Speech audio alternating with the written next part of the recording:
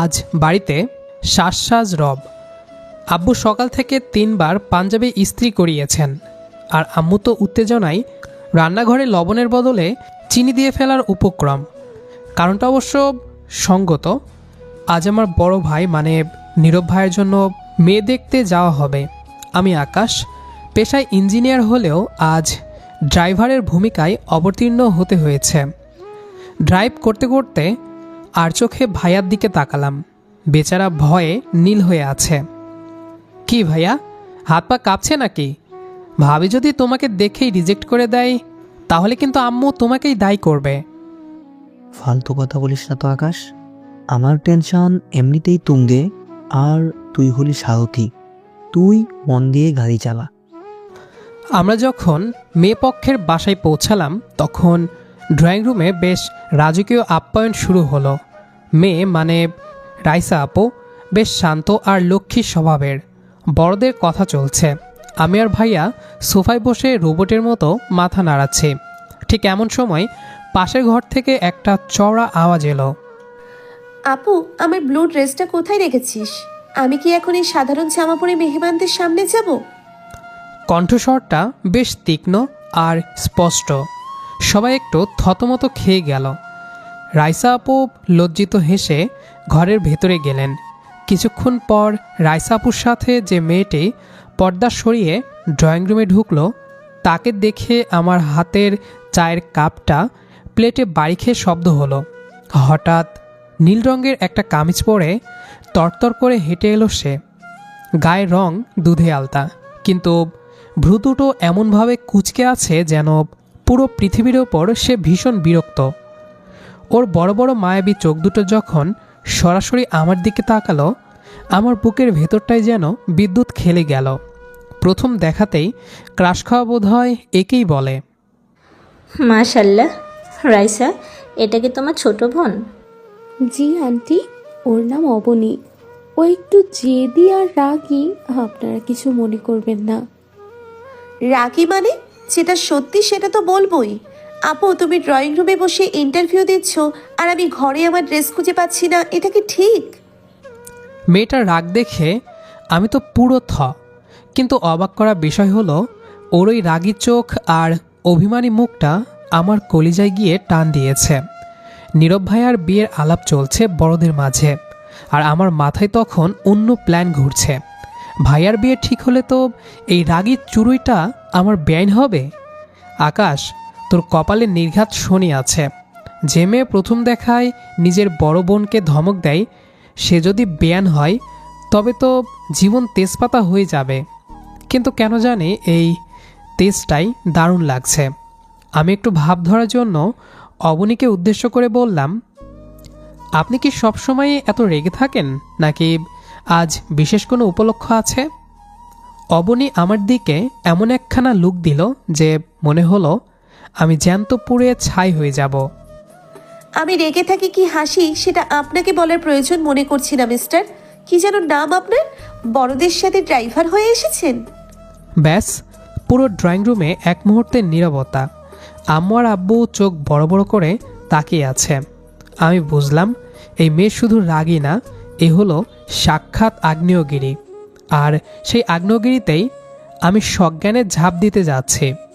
Drawing রুমের সেই অদ্ভুত পরিস্থিতির পর আর খুব বেশি কথা এগোলো না। অবনী তার ড্রাইভার তকমা দিয়ে আমাকে যে অপমানটা করলো তাতে আমার আম্মু আব্বুর চেহারাও দেখার মতো হয়েছিল। রাইসা আপু বারবার ক্ষমা চাচ্ছিলেন ওর ব্যবহারের জন্য। কিছুক্ষণ পর আমরা বিদায় নিয়ে উঠে দাঁড়ালাম। আমি ভেবেছিলাম পজিটিভ কিছু বলে আসবেন, কিন্তু আব্বুর আচরণ আমাকে অবাক করলো। আপনাদের অপায়নে আমরা খুব খুশি হয়েছি। মেয়েও আমাদের পছন্দ, তবে হুট করে তো সব হয় না। আমরা বাড়ি থেকে নিজেদের মধ্যে আলাপ করি, তারপর আমাদের সিদ্ধান্ত আপনাদের জানিয়ে দেব। কথাটুকু বলে আব্বু গটগট করে বেরিয়ে গাড়িতে গিয়ে বসলেন। আম্মুও রাইসা আপুর আম্মুর সাথে সৌজন্যমূলক হাসি দিয়ে বিদায় নিলেন। নীরব ভাইয়া তো পুরো পথ একটা কথাও বলেনি। বাড়িতে ফেরার পর থেকেই আমি একটা অদ্ভুত ব্যাপার লক্ষ্য করছি। সাধারণত কোনো মেয়ে দেখে আসার পর আম্মু আমার সাথে খোশ গল্প করেন, কিন্তু আজ পরিবেশটা ভিন্ন। বাসায় আসার পর থেকে আম্মু আর আব্বু নিজেদের ঘরে দরজা বন্ধ করে ফিসফিস করে কী যেন আলোচনা করছেন। আমি দুবার দরজার সামনে গিয়ে আড়ি পাতার চেষ্টা করেছি, কিন্তু শুধু অস্পষ্ট গুঞ্জন ছাড়া কিছুই শুনতে পাইনি। ড্রয়িং রুমে নীরব ভাইয়া একা বসে ফোন টিপছে, তবে তার চোখে মুখেও চিন্তার ছাপ। কি হলো ভাইয়া, ওভাবে বসে আছিস কেন? রাইসা আপুকে পছন্দ হয়েছে তো? মেয়ে তো ভালোই রে আকাশ, কিন্তু দেখলি না ওর ছোট বোনটা কেমন? একটা মেহমান আসছে, তার সামনে ওভাবে কথা বলে। আমার তো ভয় লাগছে বিয়ের পর না আবার তোকে আর আমাকে বাড়ি থেকে বের করে দেয়। আরে ধুর, ছোট মানুষ, একটু আধটু রাগ তো দেখাবেই, ওটা কোনো ব্যাপার না। কিন্তু আব্বু আম্মু ওভাবে রহস্য করছে কেন বলতো? রিজেক্ট করে দেবে নাকি? জানি না রে, আম্মুর মুখ দেখে তো মনে হলো না অপছন্দ হয়েছে, কিন্তু সিদ্ধান্ত জানাতে সময় নিল কেন বুঝলাম না। আমি আরও কিছুক্ষণ ড্রয়িং রুমে পায়চারি করলাম, নিজের অজান্তেই ফোনের গ্যালারিতে উকি দিলাম। মেয়ে দেখতে গিয়ে চুরি করে অবনীর একটা ছবি তুলেছিলাম, যখন ও রাইসা আপুর পাশে দাঁড়িয়ে রাগী চোখে জানালার দিকে তাকিয়েছিল। ছবিটার দিকে তাকিয়ে মনে মনে হাসলাম। মেয়েটা রাগী হলেও অসম্ভব মায়াবী। ঠিক তখনই আম্মু ঘর থেকে বেরিয়ে আমার পাশ দিয়ে রান্নাঘরে গেলেন। আম্মু, কিছু বললে না তো? রাইসা আপুকে কি আমাদের বাড়ির বড় বউ হিসেবে আনছো? তোর আব্বু যা বলার বলবে, আগে আমরা নিজেরা একটু ভেবে নিই। তুই গিয়ে ফ্রেশ হয়ে আয়। আম্মুর এমন এড়িয়ে যাওয়া উত্তর আমার খটকা আরও বাড়িয়ে দিল। আমি বুঝলাম ডালমে কুচ কালা হাই। আব্বু আর আম্মু আমার অগোচরে এমন কিছু একটা পরিকল্পনা করছেন যা আমি আন্দাজও করতে পারছি না। ড্রয়িং রুমের সোফায় পা এলিয়ে ভাবছি, যদি রাইসা আপুর সাথে নীরব ভাইয়ার বিয়ে না হয়, তবে তো ওই রাগী চুরিটার সাথেও আর কোনোদিন দেখা হবে না। বুকের ভেতরটা কেন জানি একটু খালি খালি লাগছে। অস্থিরতায় রাতটা পার করলাম। সকাল থেকে দেখছি আব্বু আর আম্মুর রহস্যময় চাহনি আরও বেড়েছে।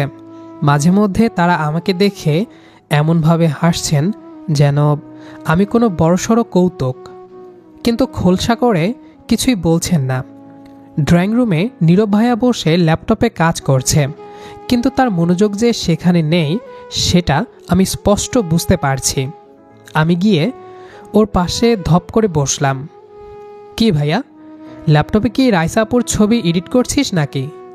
যা কপাল তোর, আব্বু আম্মু যেভাবে চুপ মেরে আছে তাতে তো মনে হচ্ছে তোর ছাদনাতলায় যাওয়া আর হচ্ছে না। তোকে নিয়ে এটাই সমস্যা আকাশ, তুই সব কিছুতেই রসিকতা খুঁজিস। আব্বু ওই জানিয়ে দিব কথাটার মানে জানিস?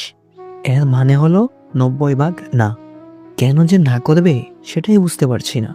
মেয়েটা তো মাশাল্লাহ বেশ শান্ত ছিল। মেয়ে শান্ত ছিল ঠিকই, কিন্তু তার ওই ছোট বোন আগ্নেয়গিরিটার তর্জন গর্জন শুনেছিস? আম্মু হয়তো ভাবছে বড় বউ শান্ত হলে কি হবে, ছোট শালিকা তো এসে আমাদের বাড়ি মাথায় তুলবে। ওই শালিকাকে ম্যানেজ করার ভয়ে হয়তো আব্বু পিছিয়ে যাচ্ছে। অবনী মেয়েটা আসলে একটু বেশি তেজি, কিন্তু দেখলি না বড় আপুর উপর ওর অধিকারটা কত বেশি। কিন্তু তুই যে ওকে ড্রাইভার শুনেও হজম করলি, এতে আমি অবাক হয়েছি। তোর তো রাগ কম না? আরে ভাইয়া, ওটা তো রাগ না, ওটা হলো বিউটিফুল অ্যাটিটিউড। আমি তো মনে হয় এনজয় করেছিলাম, তবে এখন টেনশন হচ্ছে সত্যি কি না করে দেয় কি না। সত্যি বলতে কি, রাইসা আপুকে তোর জন্য আর ওই রাগী চুরিটাকে আমার শালিকা হিসেবে পাওয়ার ইচ্ছেটা কিন্তু আমার মাথায় জেগে বসেছে। নীরব ভাইয়াকে আরও একটু খোঁচানোর জন্য আমি ওর ফোনের দিকে তাকালাম। ও বারবার রাইসা আপুর ফেসবুক প্রোফাইলটা দেখার চেষ্টা করছে, কিন্তু সাহসে কুলাচ্ছে না। আমি জানি ভাইয়া মেয়েটাকে পছন্দ করে ফেলেছে। আমি ভাবলাম একটু নাটক করা যাক। আমি ফোন বের করে গ্যালারিতে রাখা অবনীর সেই রাগী মুখের ছবিটা ওর সামনে ধরলাম। দেখ ভাইয়া, এই মেয়ে যদি তোর শালিকা হয়, তবে তোর বাসর ঘরেও হয়তো ও হানা দেবে, বলবে ভাইয়া আমার আপুকে আপনি একা পাবেন না। আমার ব্লু ড্রেসটা খুঁজে দেন। তুই সামলাতে পারবি তো? আকাশ, তুই কি থামবি? এমনিতেই মেজাজ খারাপ, আর তুই ওই ছবিটা তুললি কখন? একদম ডিলিট করে এটা। আম্মু দেখলে তোর পিঠের চামড়া রাখবে না।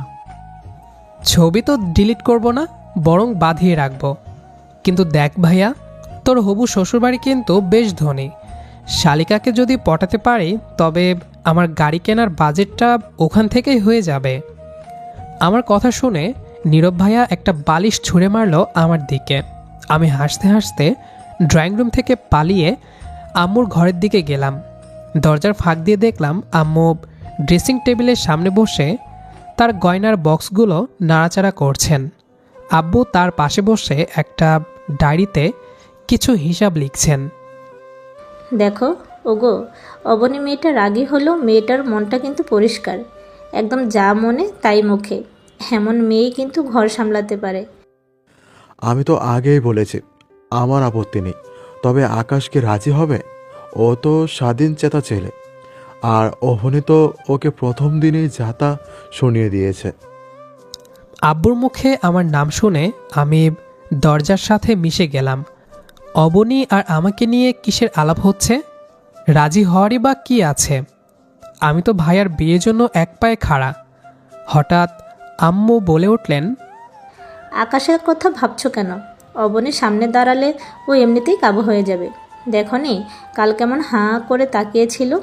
কালই আমরা ওদের বাসায় মিষ্টি নিয়ে যাব। তবে আকাশ আর নীরবকে এখনই কিছু বলার দরকার নেই, আগে পাকা কথা হোক। আমি নিজের কানকে বিশ্বাস করতে পারছি না। মিষ্টি নিয়ে যাবে কাল? তার মানে কি ভাইয়ার বিয়ে ফাইনাল? নাকি আম্মু আর আব্বু অন্য কোনো পরিকল্পনা আছে? কেন জানি মনে হচ্ছে এই রহস্যের জট খুললে আমার জীবনে বড়সড় কোনো ভূমিকম্প হতে যাচ্ছে।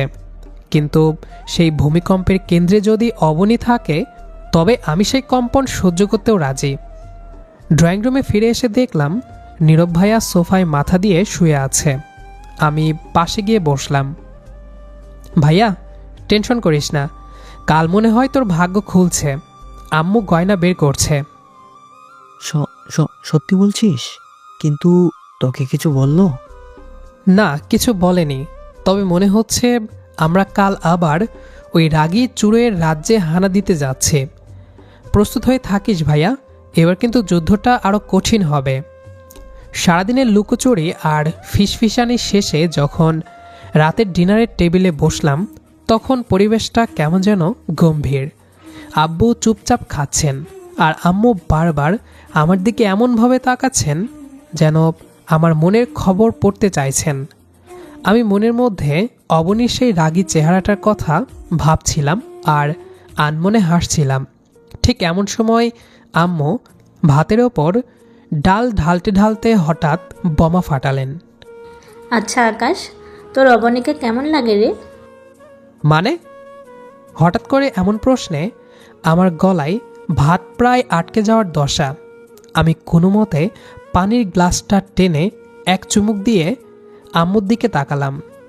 আম্মুর মুখে খুব স্বাভাবিক একটা অভিব্যক্তি, কিন্তু আব্বু তখন প্লেটের দিকে তাকিয়ে মুচকি হাসছেন। মানে আবার কি? মেয়েটাকে আজ দেখলি না? বেশ চটপটে, গায়ের রঙও খুব সুন্দর, তবে মেজাজটা বোধহয় একটু কড়া। তো তোর কেমন লাগলো ওকে? না মানে, ও তো নীরব ভাইয়ার শালিকা হবে, তাকে আমার কেমন লাগবে না লাগবে সেটা দিয়ে কি হবে? আর মেয়েটা তো একটু বেশিই রাগী, আমাকে তো এক নিমিষের ড্রাইভার বানিয়ে দিল। ও, তার মানে তুই রাগ করে আছিস? আচ্ছা বাদ দে, ওসব কথা আর বলতে হবে না।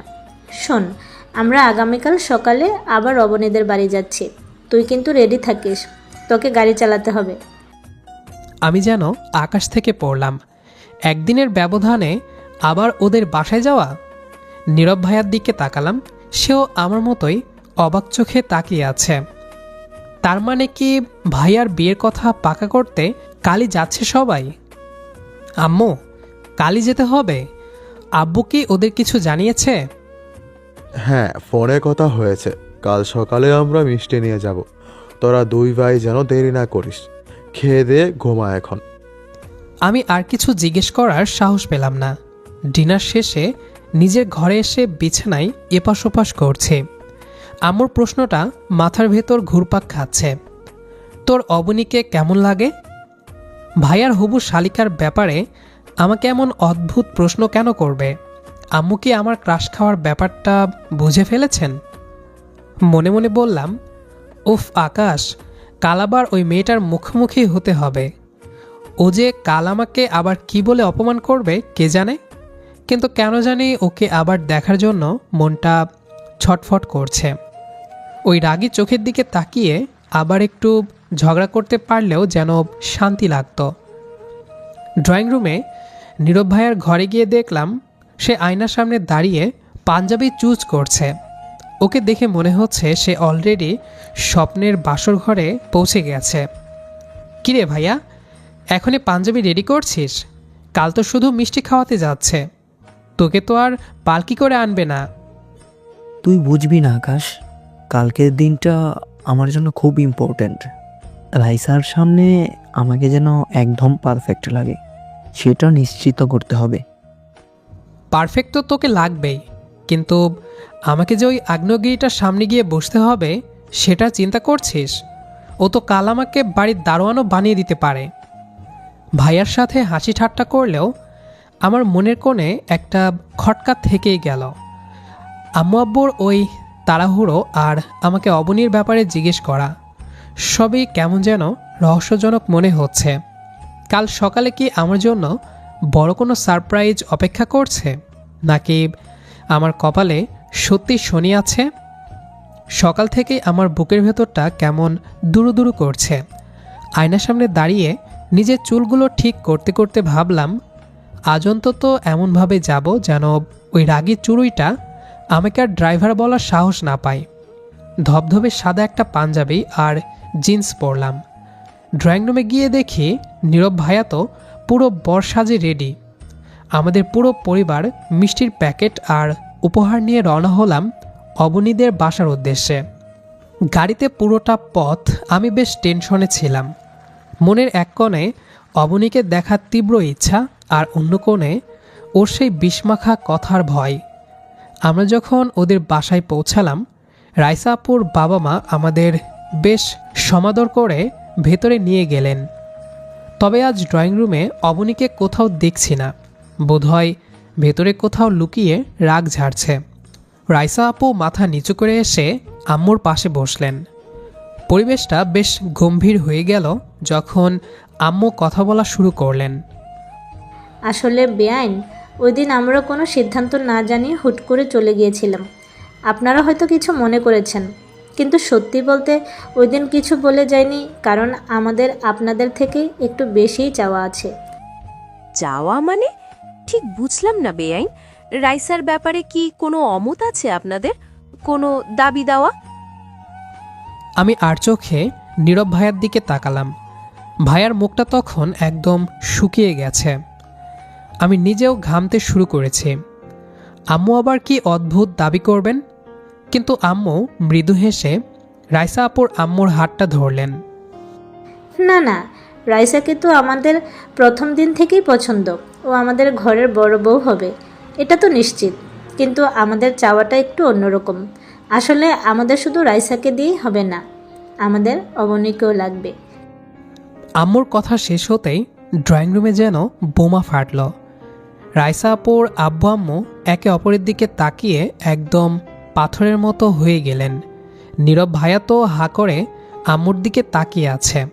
আর আমার অবস্থা তখন ত্রাহি মধুসূদন। আম্মু কি এইমাত্র যা বললেন তা সত্যি?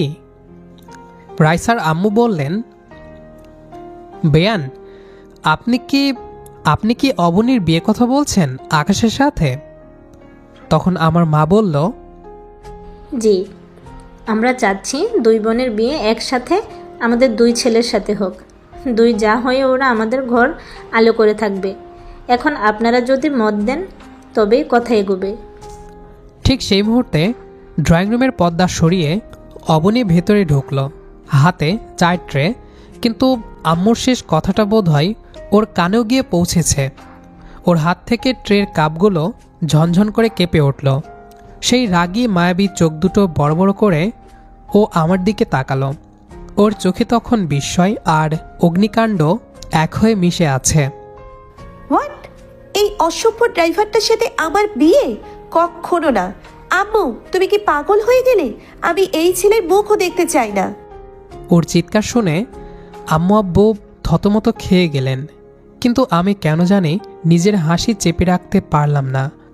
অবনীর এই রণচণ্ডী রূপ দেখে আমার ভয় পাওয়ার কথা ছিল, কিন্তু অদ্ভুতভাবে আমার খুব আনন্দ লাগছে। মেয়েটার রাগের চোটে একদম টমেটোর মতো লাল হয়ে গেছে। মা অবনী, আকাশ কিন্তু ড্রাইভার না, ও ইঞ্জিনিয়ার। ওই দিন ও শখ করে গাড়ি চালিয়েছে। ও ইঞ্জিনিয়ারিং হোক আর যাই হোক, ও একটা বেয়াদব। ও কেন আমার দিকে তাকিয়ে ওভাবে হাসছে? আম্মু, আমি বলে দিচ্ছি, রাইসা আপুর বিয়ে এখানে হলেও হতে পারে, কিন্তু আমি এই বাড়িতে কোনোভাবেই যাচ্ছি না। আমি সোফা থেকে একটু নড়ে চড়ে বসলাম।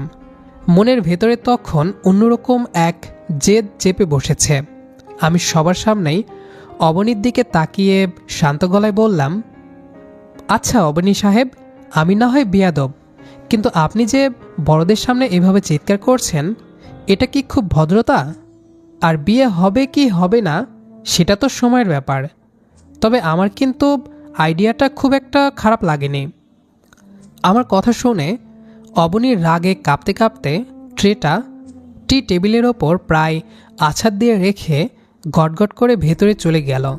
যাওয়ার সময় একবার পেছনে ফিরে তাকিয়ে আমাকে শাসিয়ে গেল।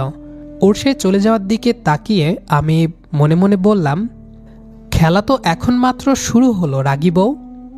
অবনীকে রাজি করানোটা যে হিমালয় জয়ের চেয়েও কঠিন হবে সেটা আমি আগেই জানতাম। প্রথম 3 দিন ও আমাদের বাড়ির কারও ফোন ধরেনি, এমনকি রাইসা আপুর সাথেও কথা বলা বন্ধ করে দিয়েছিল। ওর এক কথা, যে ছেলেকে প্রথম দেখায় খেপিয়েছে তার সাথে ও জীবন পার করবে না। কিন্তু আমাদের আম্মুও দমবার পাত্রী নন।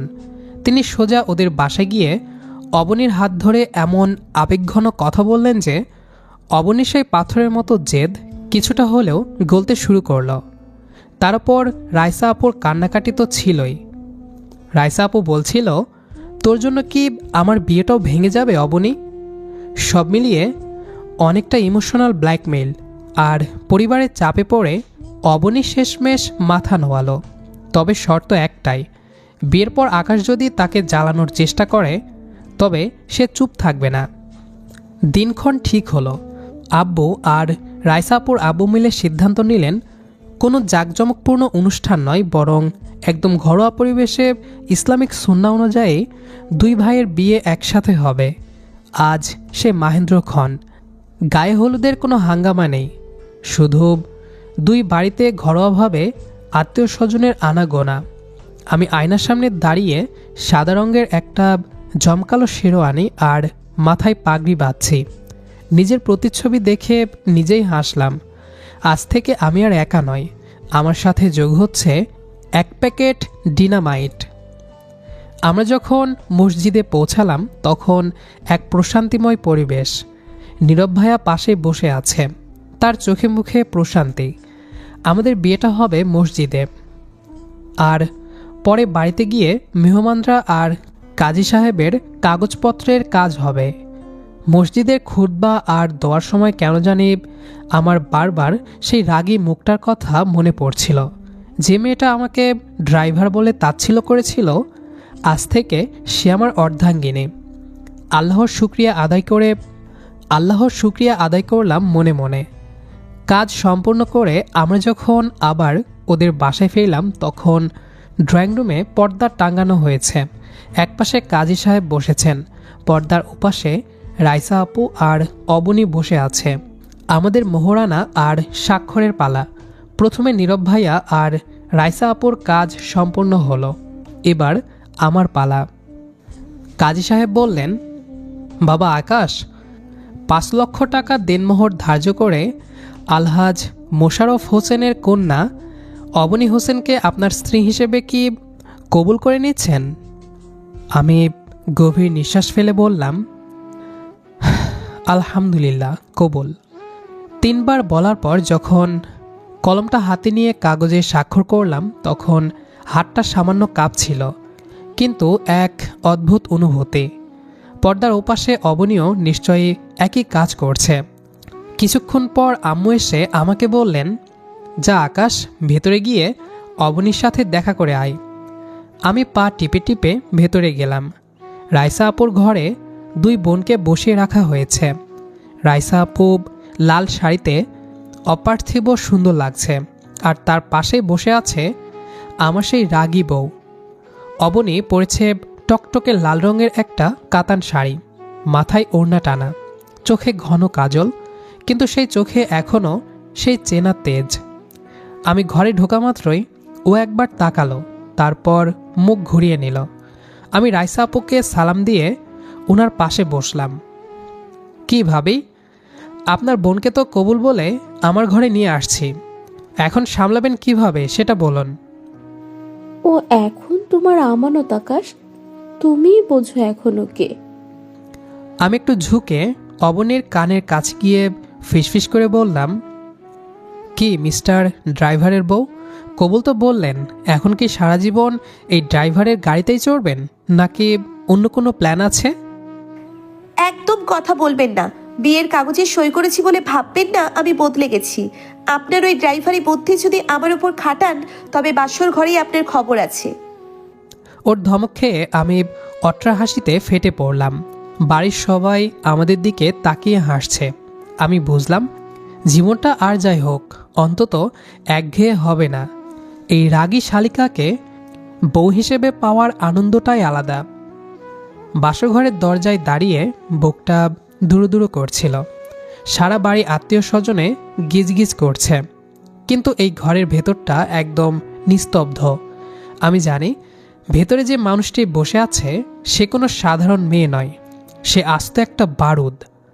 দরজা ঠেলে ভেতরে ঢুকতেই সুগন্ধি মোম আর বেলি ফুলের তীব্র ঘ্রাণ নাকে এলো। খাটের উপর লাল শাড়িটা বিছিয়ে অবনী আড়ষ্ট হয়ে বসে আছে, ঘুমটাটা বেশ লম্বা করে টানা। আমি ধীরে ধীরে গিয়ে ওর পাশে বসলাম। তো মিসেস আকাশ, এই নিঃশব্দ ঘরে আপনার ওই চড়া কণ্ঠস্বর কি আজ একটু বিরতি নেবে, নাকি এখানেও ড্রাইভারের লাইসেন্স চেক করবেন? আমার কথা শেষ হতে না হতেই অবনী ঝটকা দিয়ে ঘুমটাটা সরিয়ে দিল। ওর চোখের কাজল কিছুটা লেপ্টে গেছে, হয়তো কান্নাকাটি করেছে, তবে আগুনের মতো সেই চাহনিটা এক বিন্দুও কমেনি। আপনাকে কতবার বলেছি আমার সামনে ওসব ফালতু রসিকতা করবেন না। দেখুন আকাশ সাহেব, পরিস্থিতি আর পরিবারের চাপে পড়ে বিয়েটা করেছি ঠিকই, কিন্তু তাই বলে ভাববেন না আমি আপনাকে খুব সহজে মেনে নেব। আমি কাল সকালেই বাবার বাড়ি চলে যাব। আমি একটু হাসলাম। ওর দিকে তাকিয়ে ওর রাগটাকে আরও উস্কে দিতে ইচ্ছে করলো। আমি আরও একটু ওর কাছে ঘেঁষে বসলাম। এই যে দূরে সরুন, একদম কাছে আসার চেষ্টা করবেন না। আমি কিন্তু এখনো অনেক রেগে আছি। আমার ব্লু ড্রেসটা সেদিন পাইনি বলে রাইসা আপুর উপর রাগ ছাড়ছিলাম, আর আপনি সেখানে এসে নাক গলিয়েছিলেন। সেই থেকে আমার আপনাকে অসহ্য লাগে। আমি ওর কোনো কথা গায়ে না মেখে হঠাৎ করে ওর ডান হাতটা নিজের হাতের মুঠোয় নিলাম। অবনী চমকে গিয়ে হাত ছাড়ানোর চেষ্টা করলো, কিন্তু আমি বেশ শক্ত করেই ধরে রাখলাম। আমার অন্য হাত দিয়ে ওর কপালে লেপ্টে থাকা কয়েকটা চুল কানের পিছে গুজে দিলাম। আমার এমন শান্ত আর রোমান্টিক আচরণে ও কিছুটা হকচকিয়ে গেল। শোনো অবনী, রাগ তো যে কেউ করতে পারে, কিন্তু তোমার এই রাগটা কেন জানি আমার কাছে খুব আদুরে লাগে। নীল শাড়িতে তোমাকে যতটা সুন্দর লেগেছিল, লাল শাড়িতে আজ তার চেয়েও বেশি মায়াবী লাগছে।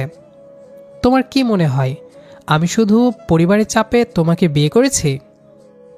মানে কি বলতে চাচ্ছেন? মানে হলো, প্রথম দিন যখন ওই ড্রয়িং রুমে তুমি বাঘিনীর মতো গর্জন করেছিলে, তখনই আমি সিদ্ধান্ত নিয়েছিলাম এই রাগী চুড়িটাকে আমার খাঁচায় বন্দি করব। তোমার ওই জেদটাই আমার ভালো লেগেছিল। আচ্ছা, সারা জীবন কি এইভাবেই ঝগড়া করে কাটাবে? তোমার এই মায়াবী চোখে কি আমার জন্য একটুও জায়গা হবে না? আমি ওর চোখের দিকে এক দৃষ্টিতে তাকিয়ে রইলাম। অবনী এবার আর মুখটা ঝামটা দিল না, বরং ধীরে ধীরে ওর চোখের পাতা জোড়া নুয়ে এলো।